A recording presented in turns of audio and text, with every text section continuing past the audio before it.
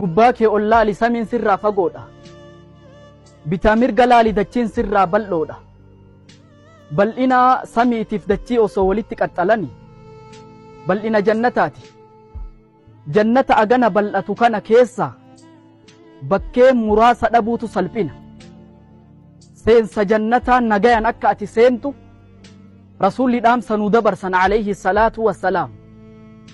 Ayyuhan naas yaa ilma namaa afshu salaam nagaya facaasaa salaama waliin jedha. Wa at'imu ta'aam nyaata nama nyaachisa.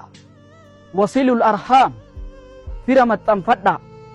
Wasalluu billayli wannaasu niyaam yeroo namni halkan irriiban dabarsu ka'aa salaataa rabbiif jecha. Tadkhuluu jannata rabbikum bisalaam jannata rabbii keessanii nagayaan seentan jedha rasuulli.